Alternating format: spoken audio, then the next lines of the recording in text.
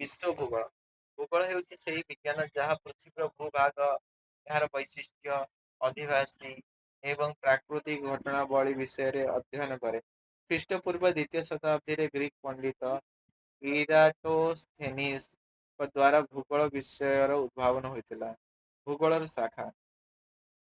ଭୂଗୋଳକୁ ମୁଖ୍ୟତଃ ଦୁଇଟି ଶାଖାରେ ବିଭକ୍ତ କରାଯାଇଛି, ଯଥା ପ୍ରାକୃତିକ ଭୂଗୋଳ ଏବଂ ମାନବ ଭୂଗୋଳ।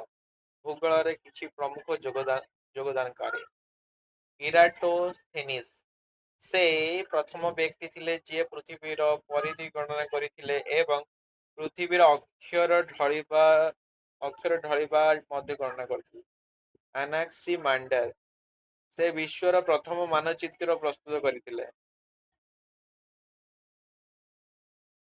ବରାହମିହିର ତାଙ୍କର ବୃହତ୍ ସଂହିତା ଗ୍ରନ୍ଥରେ ଗ୍ରହମାନଙ୍କର ଗତିବିଧି, ବର୍ଷା, ମେଘ ଇତ୍ୟାଦିର ଏକ ବିସ୍ତୃତ ବିବରଣୀ ପ୍ରଦାନ କରାଯାଇଛି। ଟଲେମି ସେ ପ୍ରଥମେ ବିଶ୍ୱ ମାନଚିତ୍ରର ଭାରତକୁ ପ୍ରଦର୍ଶିତ କରିଥିଲେ। ଫ୍ରେଡରିକ୍ ରାଟଜେଲ୍ ତାଙ୍କ ଦ୍ୱାରା ଦ ହିଷ୍ଟ୍ରି ଅଫ୍ ମ୍ୟାନକାଇଣ୍ଡ ମାନବ ଜାତିର ଇତିହାସ ପୁସ୍ତକ ଲେଖାଯାଇଥିଲା। ମାନବ ଭୂଗୋଳ। ମାନବ ଭୂଗୋଳ ହେଉଛି ଭୂଗୋଳର ଏକ ଶାଖା ଯାହା ବିଶ୍ୱ, ଏହାର ଜନସାଧାରଣ, ସମୁଦାୟ ଏବଂ ସାଂସ୍କୃତିକ ବିଷୟରେ ଅଧ୍ୟୟନ କରେ, ଯେଉଁଥିରେ ସ୍ଥାନ ଏବଂ ଅଞ୍ଚଳ ମଧ୍ୟରେ ଭୂମିର ସମ୍ପର୍କ ଉପରେ ବିଶେଷ ଗୁରୁତ୍ୱ ଦିଆଯାଏ।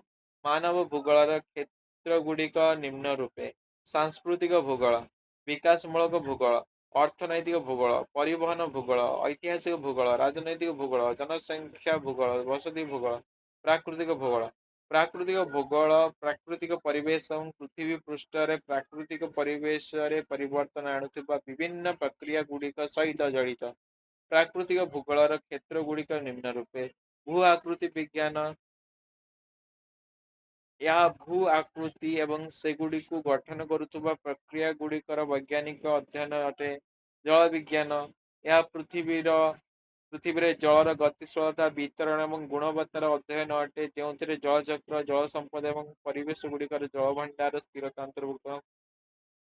ଜଳବାୟୁ ବିଜ୍ଞାନ, ଏହା ଜଳବାୟୁର ଅଧ୍ୟୟନ ଅଟେ, ଯାହା ବୈଜ୍ଞାନିକ ଦୃଷ୍ଟିକୋଣରୁ ଏକ ନିର୍ଦ୍ଦିଷ୍ଟ ସମୟ ମଧ୍ୟରେ ହାରାହାରି ପାଣିପାଗ ସ୍ଥିତିକୁ ବୁଝାଏ।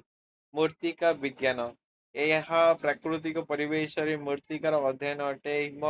ହିମବାହ ବିଜ୍ଞାନ, ଏହା ହିମବାହ ଏବଂ ବରଫର ଚାଦରଗୁଡ଼ିକର ଅଧ୍ୟୟନ ଅଟେ। ଜୈବ ଭୂଗୋଳ, ଏହା ଜୀବମାନଙ୍କର ସେମାନଙ୍କର ପରିବେଶ ସହିତ ଥିବା ସମ୍ପର୍କର ଅଧ୍ୟୟନ ଅଟେ।